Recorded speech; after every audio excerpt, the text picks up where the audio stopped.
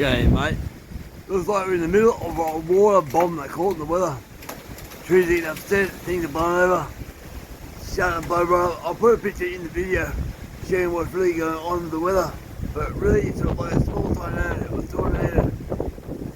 It's windy right now, we're right in the middle. I'll show you. We'll go to this shit. Yeah, we'll go to this shit. Beautiful. Quiet and starting to rain now.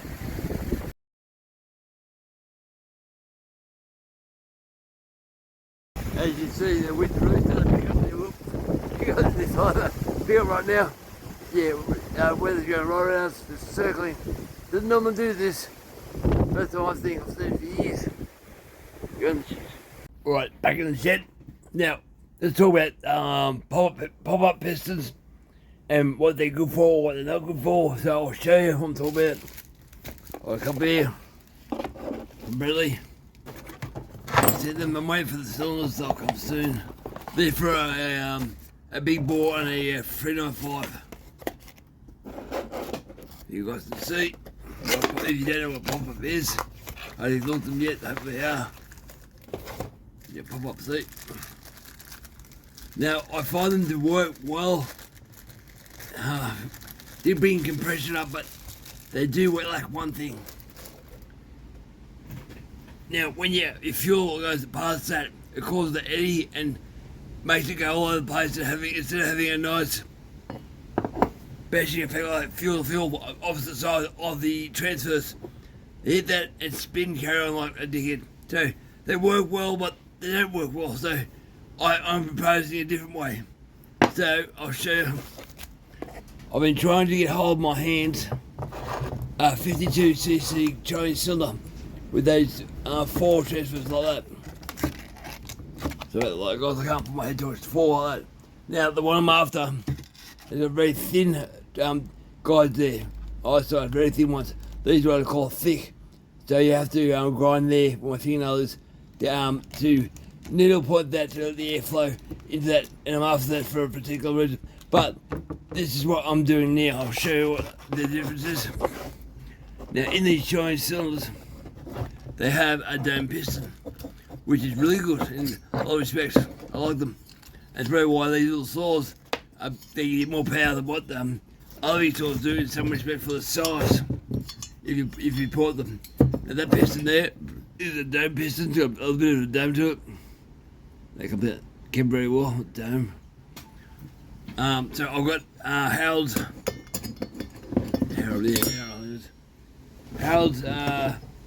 288, that's his cylinder. And what I did is I put some Farmertec, I'll show that, Farmertec valve grinding compound on the piston, just a little bit. Put my fingers in there because it's a big boy, you put your fingers inside this piston and turn around and you see where the squish band is. Now I'm going to machine that about 7 degrees on the edge there, and angle up like that. So how can I show you? Angle like that. So the air will come out the transfer and you get shut up like that. I'm gonna hit it both sides will be angle like that. Hit the top of the cylinder and stay up there more than going straight at the exhaust. I'm hoping. Now also what I'll do, we'll go further up in the cylinder so I can machine the base of the cylinder to add more compression. This will also light the piston. Where that ring goes on there, I'm not going to machine much off that, maybe 1 mil. Probably to that where the arrow is angled back to there. So not much, but enough to actually add more compression and actually change the airflow. So instead of coming up the transfer, angling up and hugging the piston and again going up as they hit, this will let the air go up first and give me more power. I'm hoping. Now, going back to these Chinese cylinders, I'm after a four transfer because I want to do a port job on one of these things to give more power for. I want to do a comparison between a Chinese cylinder and a Husqvarna 550 because I like the deer, so I thought you could do it with one of these little things. Now I can get these little buzzers. I didn't transfer like that. Now they don't work as well. Their angles are wrong on the transfers. That was not too bad. It dips up where it should be. But I find these quite often the upper transfer on these is almost horizontal. They just don't work. Low compression, no good. So I'll show you what I've got here. I've got another one today. Now I'm buying these off eBay, and eBay is saying that these are a 4 transfer. That's why I'm buying them. I keep getting these twins. Different people, or probably other same people. They're saying they're in Australia, but I doubt very much. They should get to me. This one came. That one I'll show you. One I'll show you instead. Came. It should come for about 4 or 5 days. Came from Sydney. Took a week and a half. So I think it's come from China. The same bloody thing. Box. We'll open it. Yeah, a box.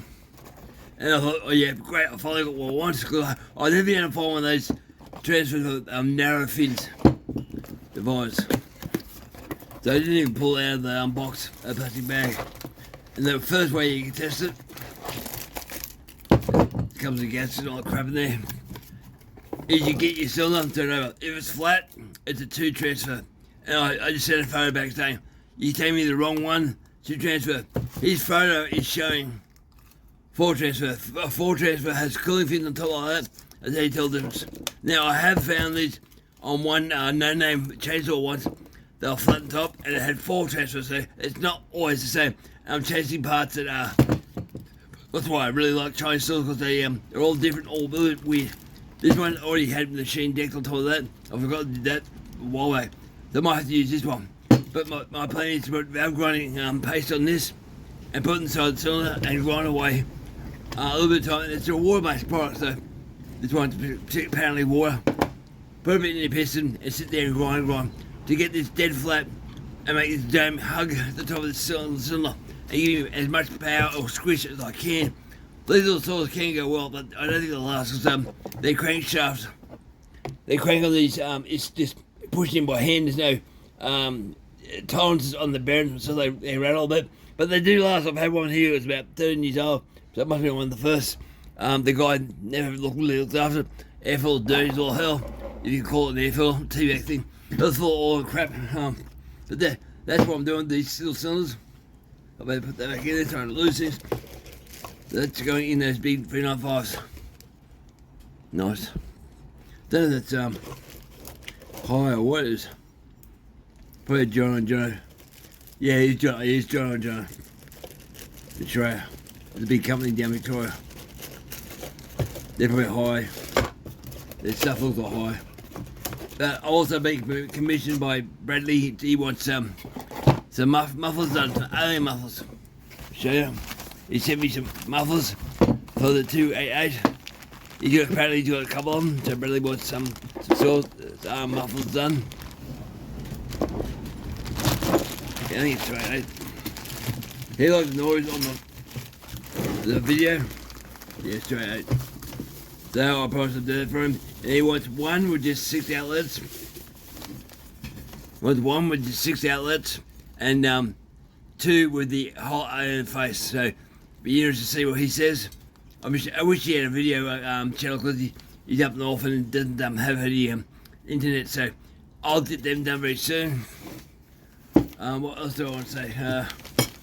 Put it back together. That's there. I've also bought yesterday it came some proper steel file, ranking files, hand files. I'm enjoying the hand filing now.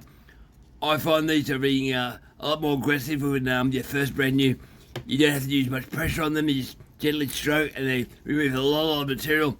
And I found when I first used it, I can make the change super sharp. The file I got now, I was playing me some. That file is on its last legs. You gotta push it too hard to make it cut. With this, when they're brand new, just a nice push light and they cut. Just it cuts nice. So I get more invested in that. I still do electrical sharpening, but it's tungsten only. I think that was anything I'd share. But yeah, well, Harold saw. So I'm gonna put that in the lathe. Lay that angle up there just a tiny bit, and that will be. Then I'll work out my squish. Then work out how much I can grind off the base of this, off the cylinder. I'll work out everything else, all the timing numbers and all that. But I might even do some more